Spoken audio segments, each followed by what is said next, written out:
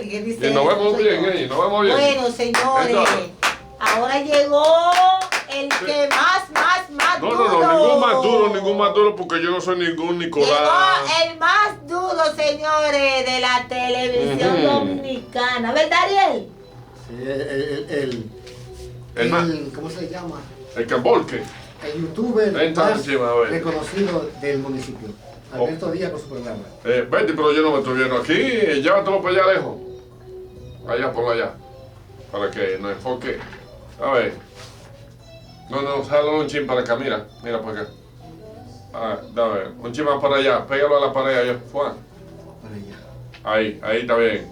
Y esta, colócala un chin más para acá. Más para acá y que nos enfoque a los tres. Mira a ver. Alberto llegó duro Ahí. y no dio una golpeada. ¿Está bien? Sí. Ok, bien, vamos, nos fuimos. Bueno. Creo que definitivamente nos estamos viendo bien allí y aquí es que hay que grabar un chin para que mi pobre Betty, ahí, porque ahí no podemos ver los tres.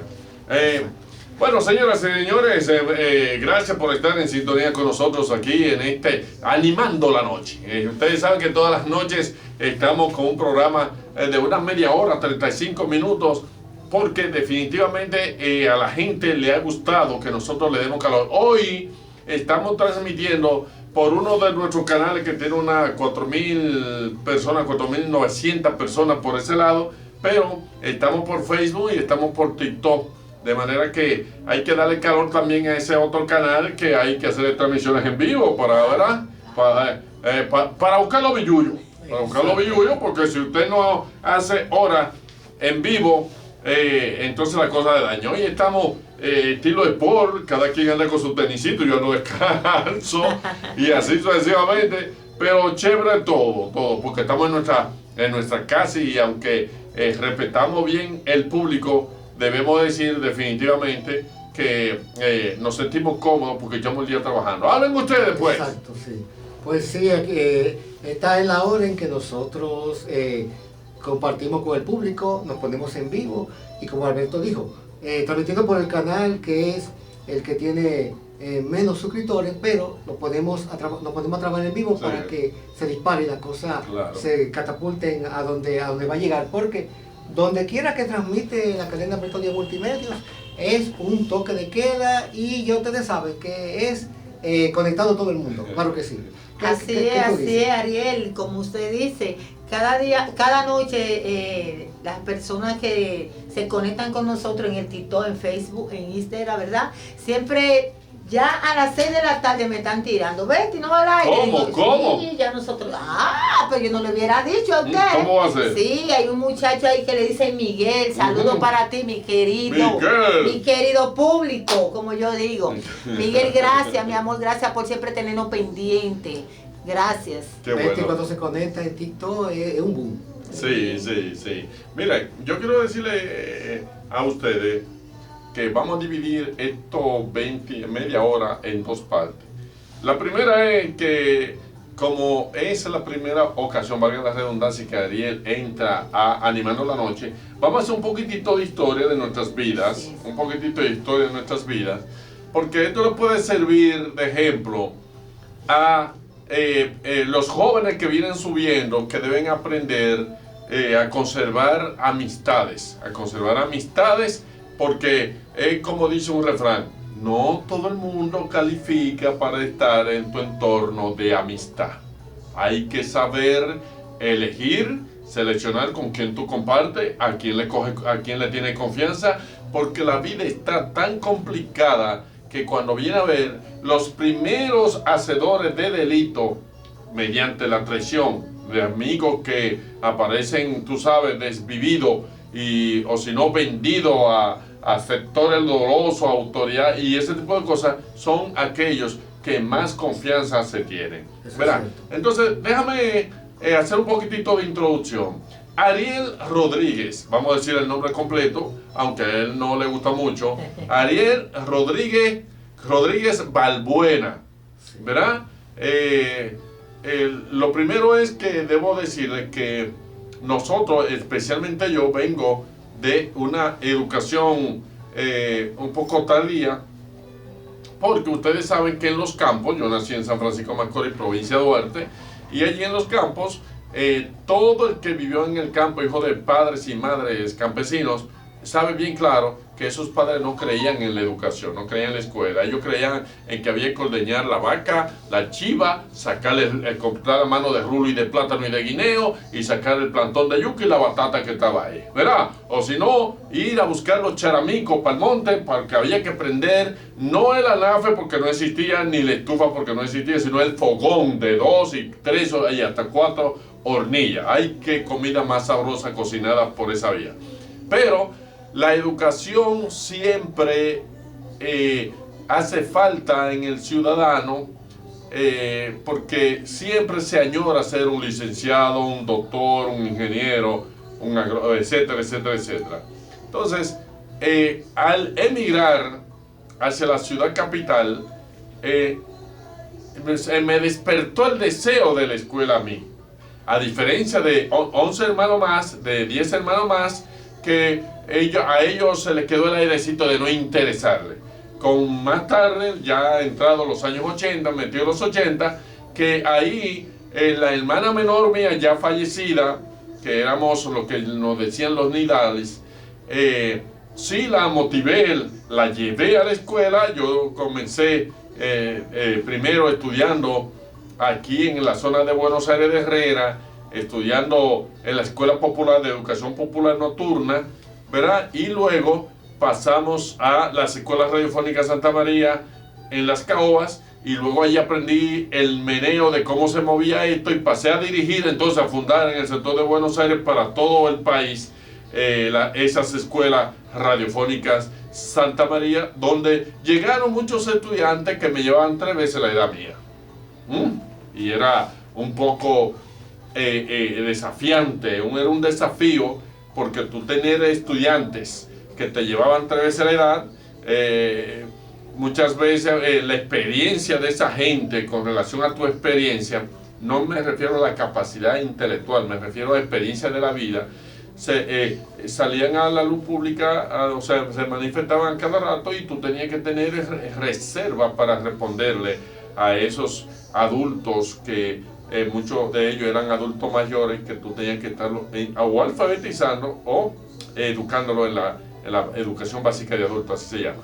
Bueno, es entonces pues cuando allí llegando en los sábados con 2 amigos más al Politécnico de Las Caobas, paso a estudiar en radiofónicas 7º y 8º en un año, y luego una monja es que nos dice, por la inquietud, la capacidad, las condiciones de los 3 amigos, que había un programa en la noche muy importante llamado Bachillerato Comercial, y que ella nos recomendaba ese bachillerato por las condiciones nuestras y las aptitudes y las habilidades. Y ahí es donde pasamos a estudiar de noche, y el año subsiguiente, ¿verdad, Ariel? El siguiente año, después del primer año de inicio, es que baja Ariel de que estudiaba en la mañana, o en la mañana, baja entonces a la tanda nocturna y caen en nuestro salón de clase.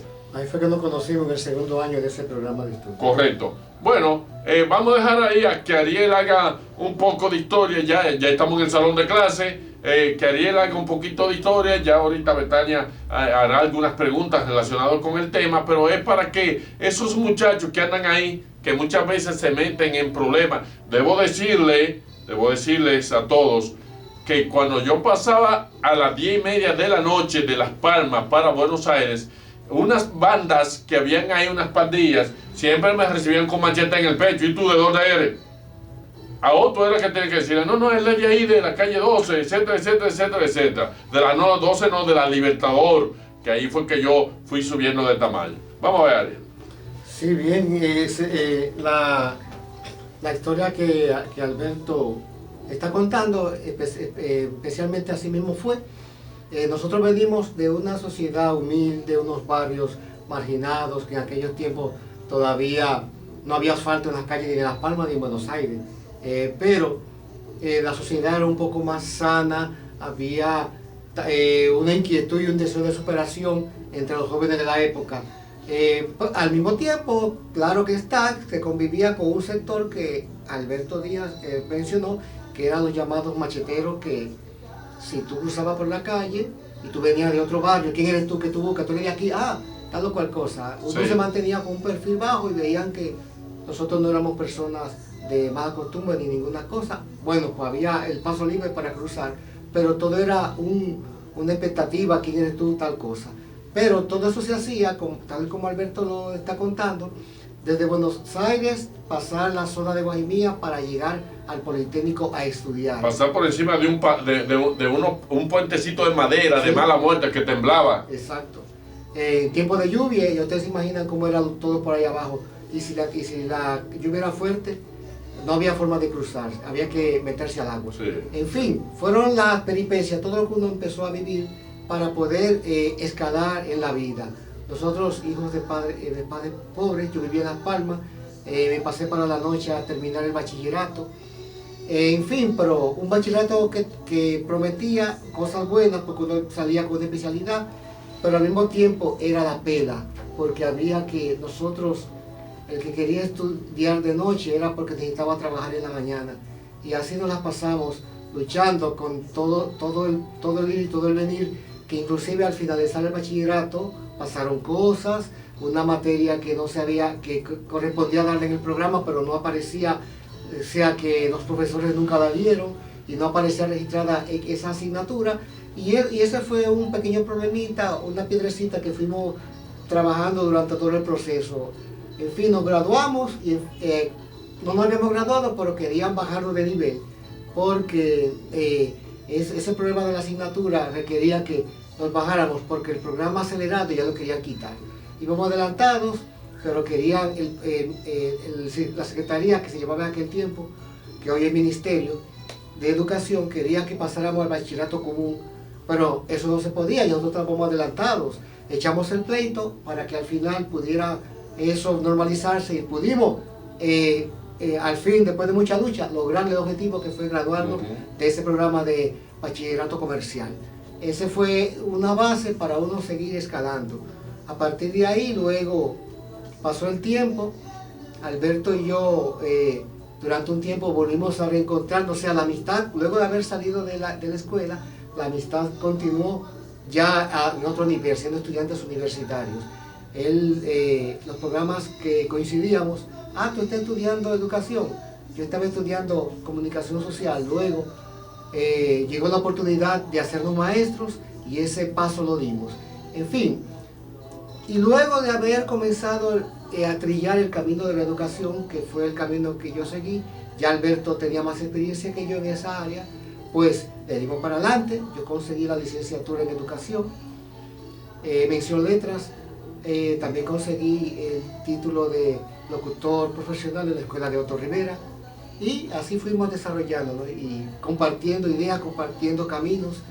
Todavía continuamos en esto, ya ustedes saben, eso fue una parte, sí, tratando de hacerlo lo más breve posible, pero aquí estamos y seguimos. Hay que señalar que un joven de ahí del Politécnico, señores, perdió la vida en esa lucha de las huelgas y la quemadera de neumáticos en la avenida Las Palmas, con la calle 4, donde los enfrentamientos con las autoridades se hicieron muy presentes, porque en verdad nosotros no entendíamos que después de pasar 3 años, o sea, yo veía mi futuro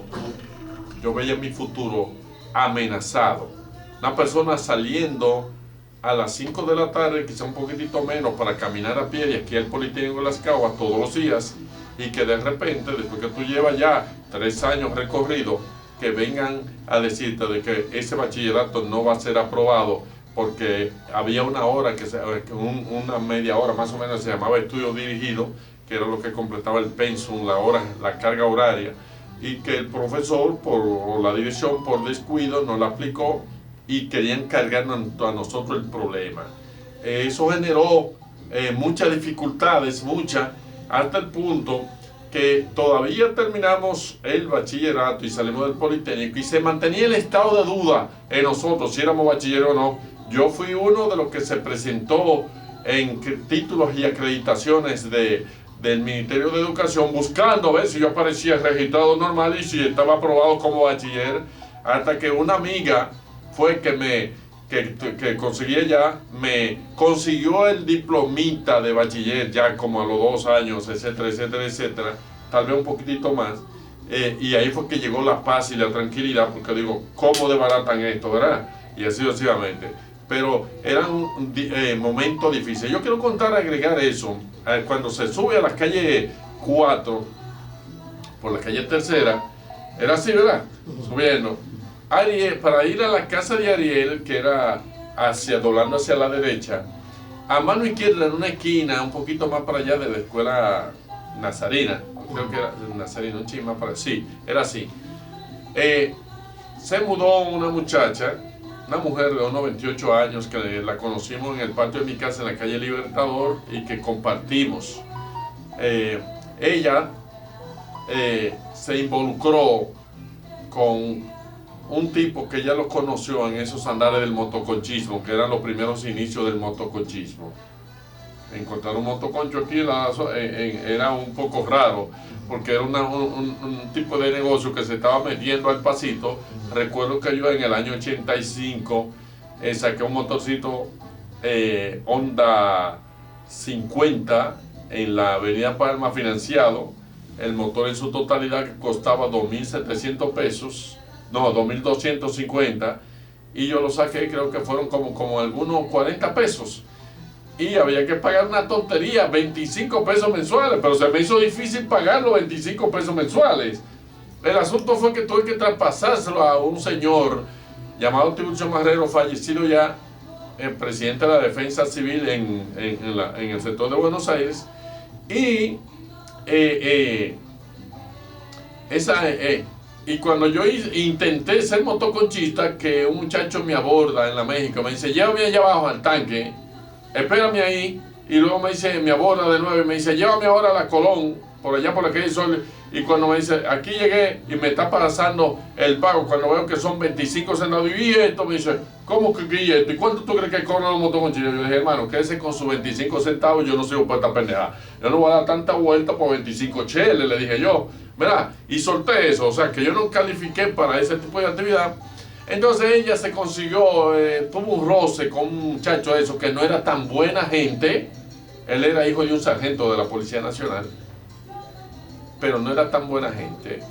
Y entonces un día pasó un tipo por allá y le tiró un piropo. Él se llevó a la muchacha que vivía aquí en el patio de casa, luego se la llevó para la casa de la mamá en la avenida, ahí en la calle 4. Y la mudaba y la maltrataba mucho. Una mujer ya con una niñita y le parió un varoncito a él. La hembrita no era de ella. Y entonces, pero el tipo era un control, él era un dictador con relación a la pareja, que sé que le llevaba algo de edad a él también.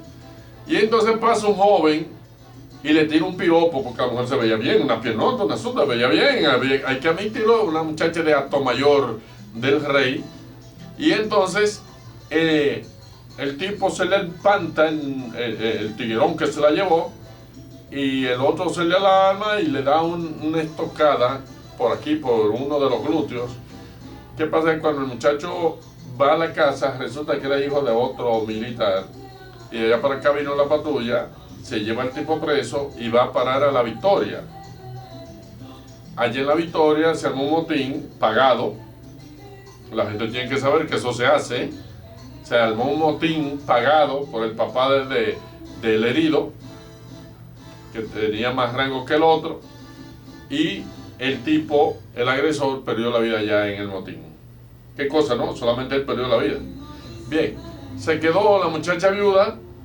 Después la vi como parecía un indigente en la avenida México,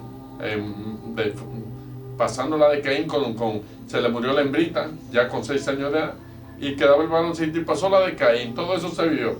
Lo que te quiero decir con eso, que ella vivía ahí frente a la callecita donde vivía Ariel, ahí en la calle 4.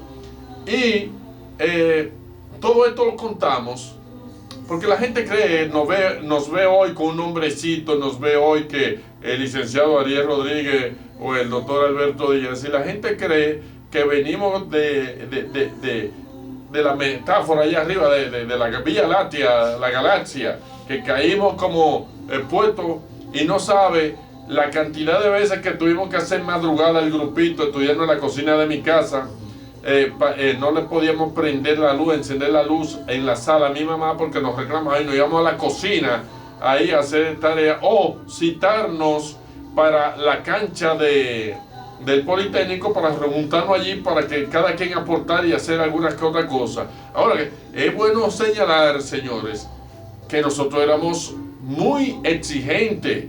Siendo muchachos pobres, había uno en el grupito de los que estábamos en el salón de clase, había unos muchachos élite de una metrópoli, eso aparentaban, ¿verdad? Que eran muy cuentistas hacia los profesores, y ellos se lo creían. Y nosotros que no teníamos esa habilidad de ser dramaturgo para engañar a los profesores, teníamos que demostrarles que sabíamos o sabíamos.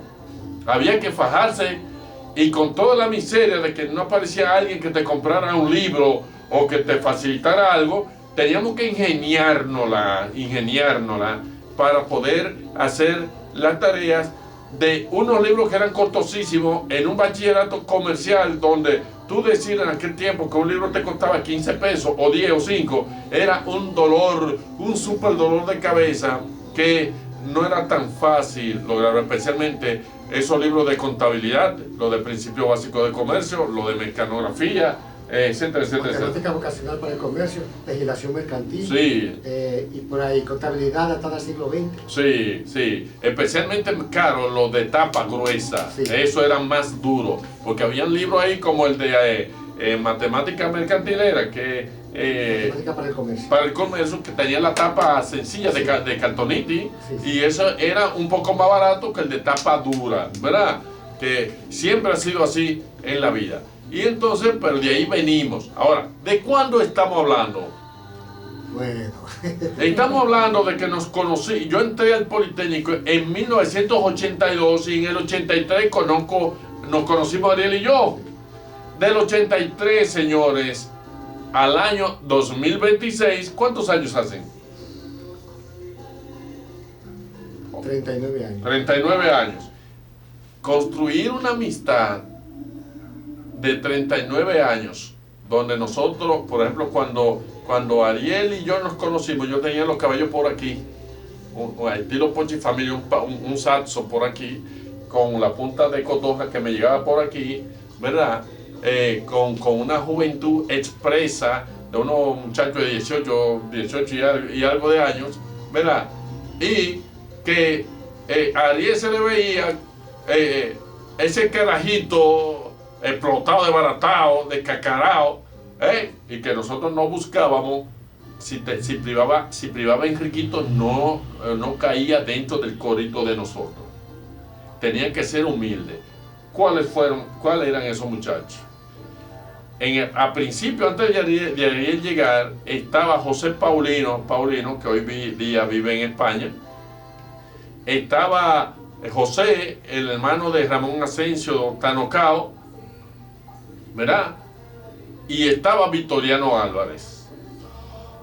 Bueno, después, no, José no llegó ahí. José llegó a estar en Radiofónica, pero no pasó al bachillerato, porque él cogió para la Fuerza Aérea, ¿verdad? Él que participó de la poblada del 84. Ahí sí, él se fue por ahí. Pero nos quedamos José Paulino y Victoriano Álvarez, ya fallecido, y un servidor. Inmediatamente las exigencias del curso hizo que sacara a José Paulino y a Victoriano Álvarez, entra Ariel, y entonces con Ariel formamos una tripleta, Israel, ¿verdad? Ariel y yo, que éramos los que nos buscábamos por la sencillez. Incluso había algunas muchachas, pero que para nosotros no tener el conflicto de andar y que con esta mujer, este tipo de cosas, porque no podían reunirse en madrugada con nosotros ni estar en una... Nosotros mejor preferimos, éramos amigos y compañeros de ella, pero nosotros tres descacados.